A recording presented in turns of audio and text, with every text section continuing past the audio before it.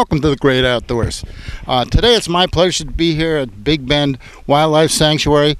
If the camera gets knocked over, don't pay any mind. I've got two beautiful, one male and one female deer. They're just babies. They're just coming out of their fawn stage, and they're being raised here at the Big Bend Wildlife Sanctuary. And here to my right is the owner. She does everything. She's the animal expert. She goes out and picks up the injured animals and so forth. This is Terry Morse. Terry, good morning. Hi, Al. How are you? Thanks for having us. Well, thank you for being here. What I want to do is ask you a little. Let's start off with these guys. Okay.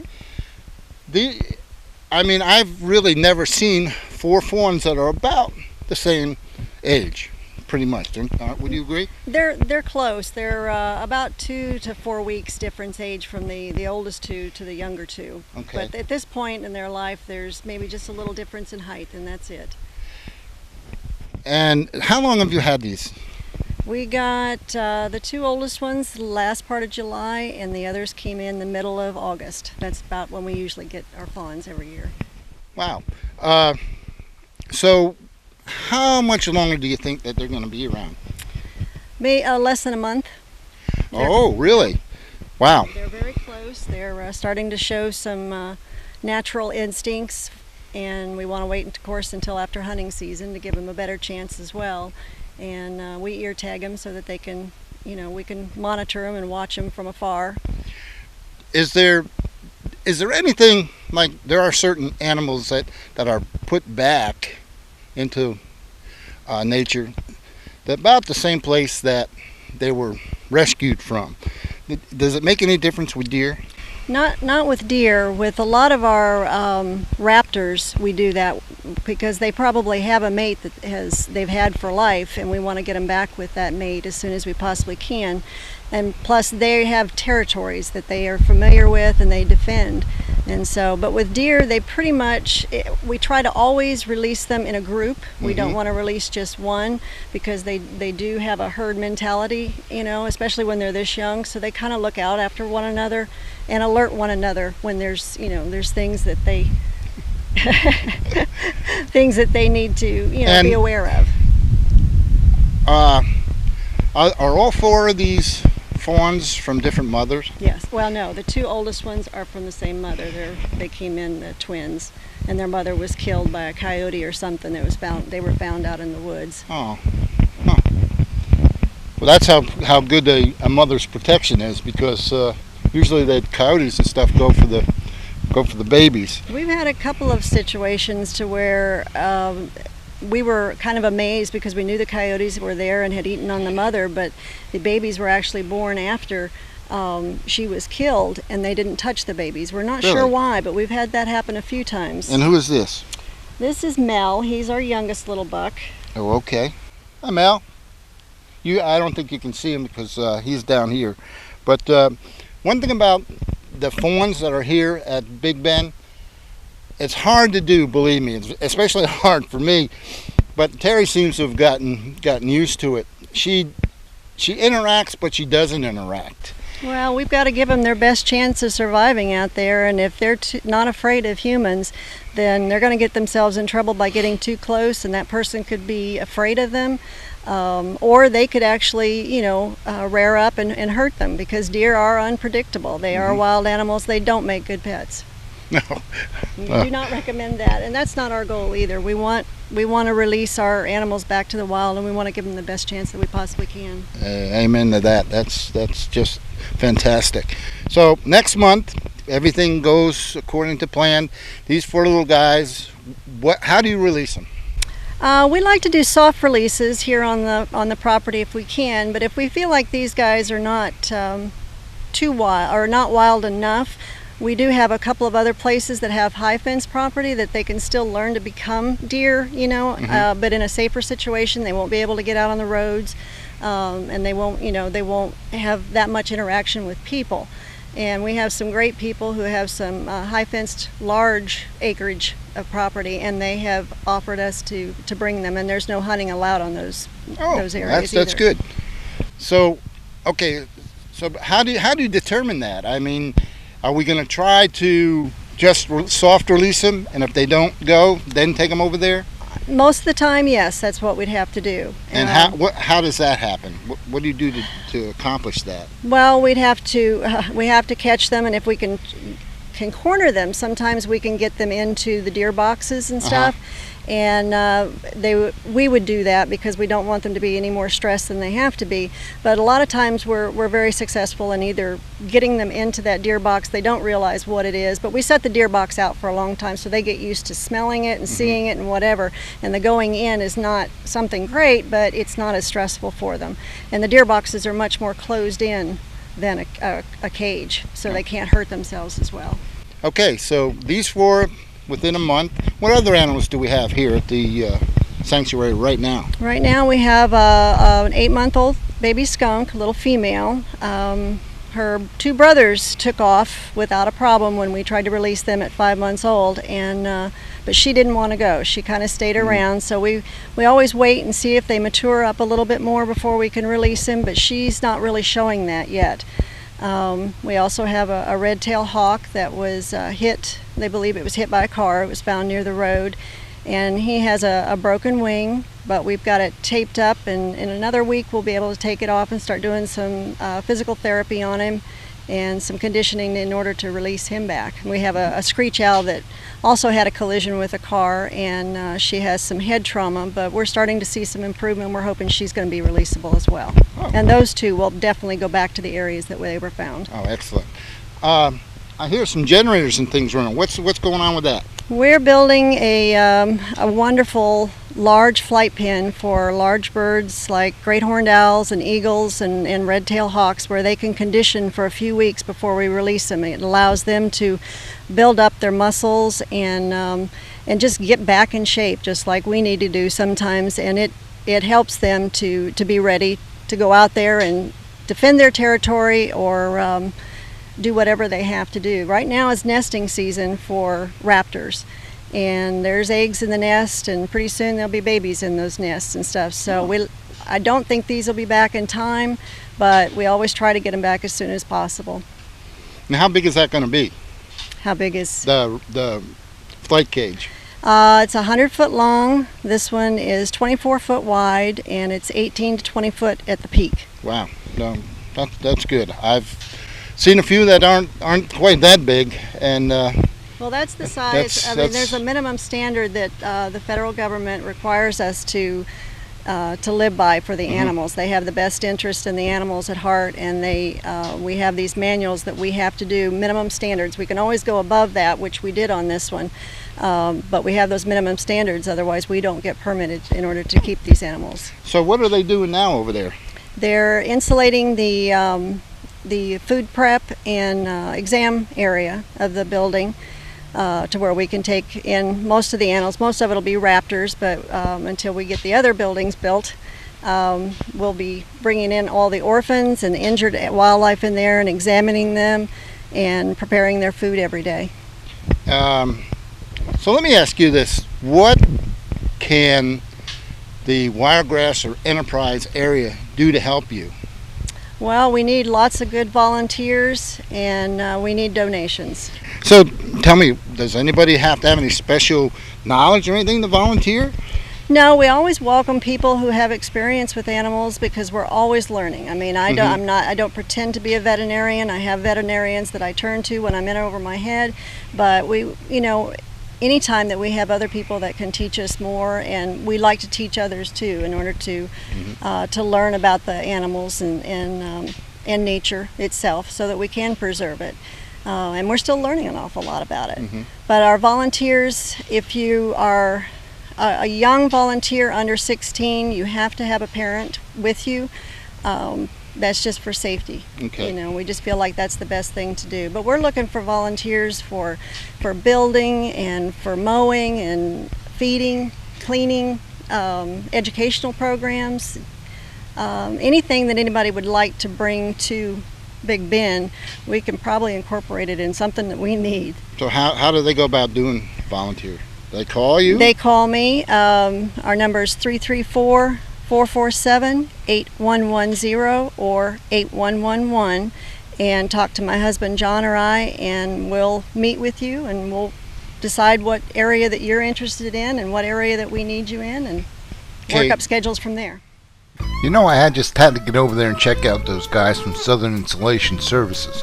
I'd heard that they were doing spray insulation, and I had never actually seen that being applied. I know I've bought those little cans of spray insulation, and it was pretty neat the way it would foam up and whatever, but when I seen those guys in there spraying that stuff, and that was just getting bigger and bigger and bigger, and then they had to come in and they had to file it down so that the wallboard would go on. I'll tell you what, if you need some insulation, you need to check these guys out. They do one heck of a nice job.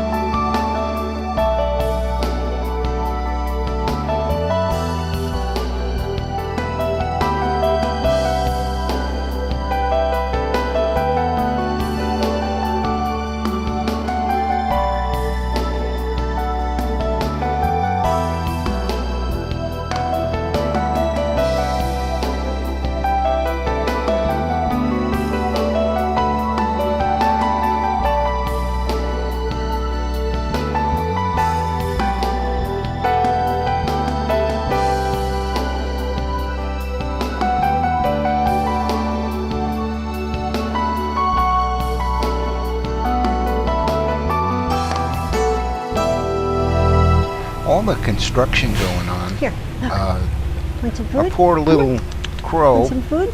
who is Come on. going to be spending the rest of her little Come life on. here. Come on.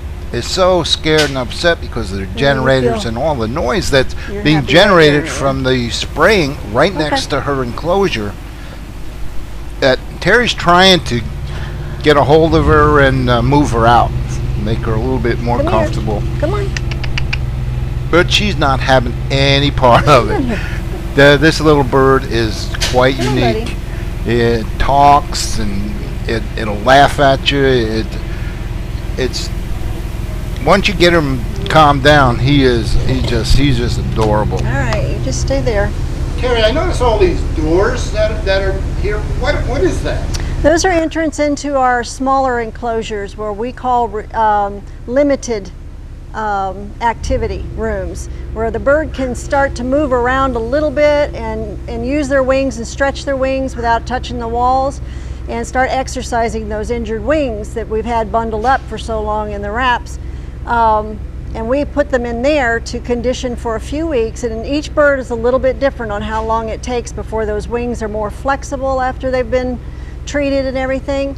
And then once they're good to go, then we bring them out into this large flight pen, which is where we are now, and they condition, especially your big birds. They have to fly long distances. We have to make sure that they can turn and that they can swoop down and fly back up. So we had to give them the space so that they could build those muscles up that they need in order to catch prey and to fly for long distances.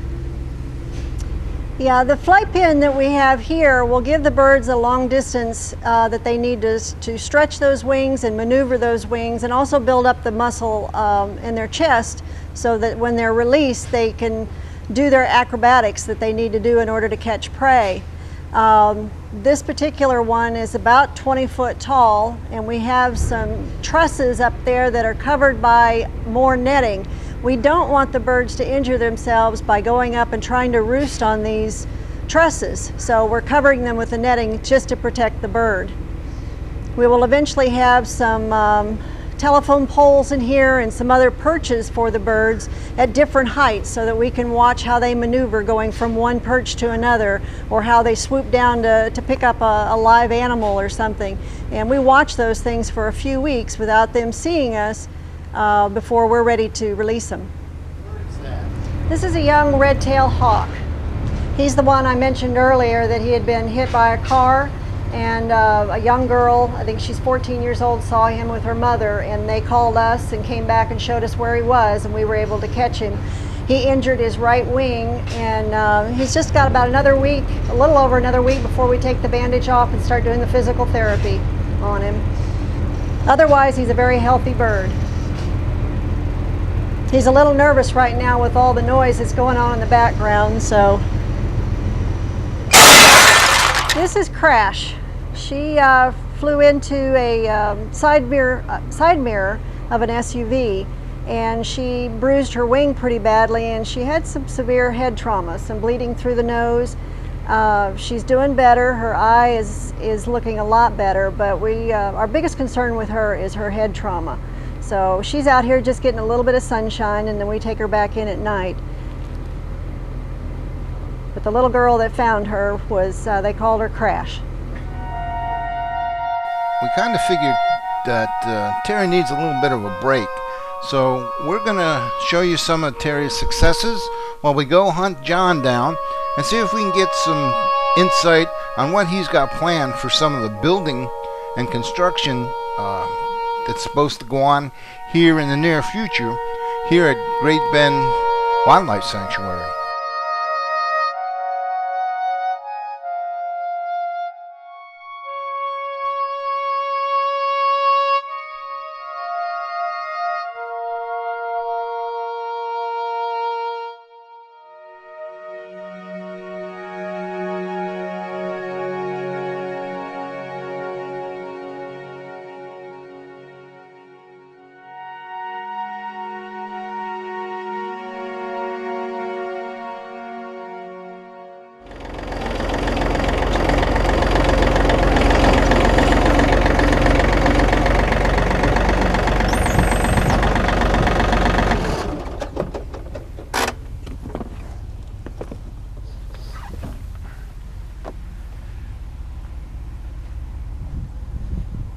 Hey John, hey. How you doing? I'm doing fine, thank you. This is John Morse. He and his wife are the owners here, and she pretty much runs the place. I'll be honest with you, John. From what I've seen, she pretty much runs the place, and that's not a bad thing. Nope. But you are in charge of the construction. Yep, on the facility side of the house, yes. Okay. Tell us what, you've really done a fantastic job with this raptor house. That is gorgeous. And the installation was done today. What's next? Well, what's next is to finish off the office slash It's okay. the office in the hospital type environment. And where's that going to be? That's going to be inside the the raptor area. We have to do the sheetrock and put up the cabinets, and then pretty much she will have her area to take care of all the animals. How long have you guys been in this business? Well, I met Terry almost 41 years ago, and she's been doing this, always taking care of little things that she's always found, butterflies, could be a bird, could be whatever. But she started doing this, and she's followed myself in the military. I spent 22 years in the military, and we did a lot of things, but she never really had a career that she really thought that she really wanted to do as a career. She always has taken care of animals, sick animals, wherever, and we've been all over the world, and she's even found animals in Japan and Germany and everything that they never even knew they even had. But it was one of those unique things that she's always had a warm spot for animals. And so she finally looked at me one day, and we were talking about retirement, and she said, you know, I think it's about time for myself. How about if we do something like this? And I said, you know, you've chased me around the world, you've been supportive for me, why can't I support you? So she's wanted to have something that she could do, and we worked as volunteers to do it. We found our mentor, Betsy Knight, that had the Big Bend Wildlife, and she just a wealth of information. She was an elderly lady, and finally she succumbed to old age, and she passed away. One of her requests was for us to take care of Big Bend Wildlife, to not let it die, just to, you know, the thought of Big Bend Wildlife to continue. So Terry said, you know, we could do that, but you know, it's going to be hard because of her parents live in this area, and we don't want to leave this area. So we decided that we'd try to find some acreage. So we were looking for small acreage, 2, maybe 4 acres. We ended up with this place about 37 acres, a lot more than what we ever, a lot more than what we really wanted, but it gives us room for expansion. That's pretty much what we ended up with, is we got plenty of room. I'm just here because I love animals so much, and I love people like John and Terry who put out so much for God's creations that, you know, I can see this in 5 years being, I don't know, I don't know whether it's me or what, but I actually, when I look out into your property, I actually see changes that are, you know, and it's just, you know, Great Outdoors Production is going to be here for as long as you allow us to be, and I just want to thank you for the opportunity to come out here and hopefully do our part for God's creation and for God's critters, and for you and Terry, 2 of the nicest people I've ever met. And folks, they do not get paid for doing this. This is a 501c. Yeah, C3. C3. Mm-hmm. So either donations or out of pocket. That's right. Okay. I know just by looking at what I see with this big raptor house and the equipment and the stuff that's being built and so forth, you're not doing this cheap. No, we try not to. You know, this is something that we believe in, and it's something that we want it to grow, and we want it to continue. You know, we're getting at that point we have to think about what's going to happen when we get older, and we want it to where somebody can come in and they can help us maintain this, and they you know, if we could find the right person that can say, you know what, I've still got that dream and I'm young enough, I'd like to continue it on, we would allow them to continue on with the dream, because the Big Bend Wildlife is not just one person. It's a thought, and it's also a family. We've got to take care of animals, and those animals are going to be here whether we're here or not. Right. And so I agree. Yeah, that's fantastic. It's a family thing, and you know, you got to truly believe that they need help. Our goal is not to just say that, you know, we need to stop hunting, because we believe in the hunting cause. We believe in balance of nature. But what we do is we really look at it and say, what has the man done to intervene and cause this problem? If it's a bird that got attacked by another bird, that is kind of nature taking its course. But if a bird gets involved in a motor vehicle accident, the car hits it, that wasn't intended. That's not God's intention. You know, man is intervened with this animal. That's what we really truly believe in, that we need to help that animal that man has intervened with, because you know, we're just like he is. The animal belongs here just as much as we do. We don't need to influence his life as much as the animals that we do right now with the automobiles, the pesticides, anything that we have. You know, things happen, but we need to have a course of action that we can help that animal get back into a livelihood of they're taken care of. If they can't be taken care of, then we need to really look at it and say, how can we help them to make it at least have a quality of life? You know, one of the things that we always want to do is we want to release that animal back into the wild, because that's where they belong. Exactly. You know, some people will ask us, you know, you put in hundreds of hours for an animal that, you know, like a sparrow or, you know, a robin. You know, you can't base it on that. No. That animal deserves to live. And so when we put in that effort, the greatest feeling you can have is when that animal is released back out into the wild. Sometimes they'll look back and they kind of like, you know, you think, you know, they're thanking you. And so, you know, if they happen to die the same day that we release them, that's where they belong. They belong out back into the wild. And, you know, if God takes care of the things the way he takes care of them, if they happen to perish that same day, well, that's, you know, we can't look at it as, well, we wasted our efforts, because we didn't waste effort. Exactly. Our efforts are that we try to give those animals the opportunity to live. Exactly. I agree with you 100%. And see, that's what I'm talking about, folks. These people have the right mindset. It's not only about us. It's not only about us. It's not about people. We look at the damage that we do to our own environment. And it's just great to find somebody who's willing to take the time, the money, and they do it as a family, and that's probably the best thing. These two people, they've been married 42 years. I swear to God, when I see them around here, it's like they got married last week. It's a great Christian feeling. And I want to thank you, sir, John, and we're going to be welcome. here, and we're going to do a weekly series here, and we're going to follow your work. We'll follow Terry's work too, but we'll follow your work on the construction and things that's going to go on here. And I thank you, sir, and we look forward to seeing you next week. Thank you very much. Okay.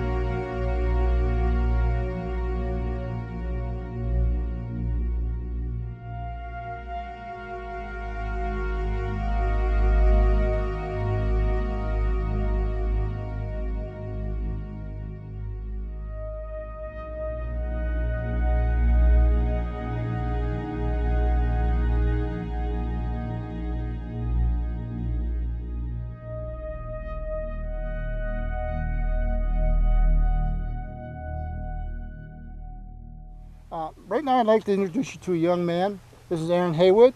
Erin Haywood is a volunteer here at Big Bend Wildlife Sanctuary. Erin, you're also got a full-time job, don't you? Yes. What is that? Work for Uncle Sam in the Army. You're in the Army? Yes. What's your MOS? 15 Quebec Air Traffic Control. Okay, MOS is the job description for you guys who aren't in the military. And you work there full-time, huh? Yes. And then you come over here and volunteer. How many days a week do you volunteer? Whenever I'm free. Whenever you're free. Now, what more can anybody ask for somebody to come over here? And believe me, he is well appreciated here by John and Terry. And they've almost adopted him, I think. But tell me some of the things that you've done while you've been here. Well, we put together the deer pen. It took about 2 weeks. We built really very nice. It is. And we built a pen also down in the woods for the raccoon and the fox. I've seen that. That's also, and I mean, you're talking about sturdy pens. Oh, They're not barbed wire or whatever. They're chain link, 10-foot high fences, and they're well made, for sure. You guys did a great job on that, by the way. Have you had to go out and catch any of these animals or anything? I haven't myself, but they get calls all the time for an animal. They'll go out and get it. So, what is your, other than the fact that you come here and help build stuff, do you get involved with any of the animals, or is that what you want to do, or what? Yes, every once in a while I go out and I feed them. They interact with me. We try to not to do it as much as we can so they'll get more wild so we can release them. But they're really friendly. Yeah, they are.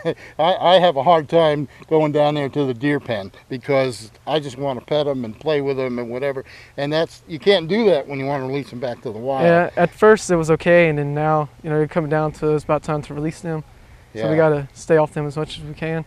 Yeah. I thought I heard somebody say that you want to become a pilot? I'm working on it right now. I go to school in the mornings from 7 to 12.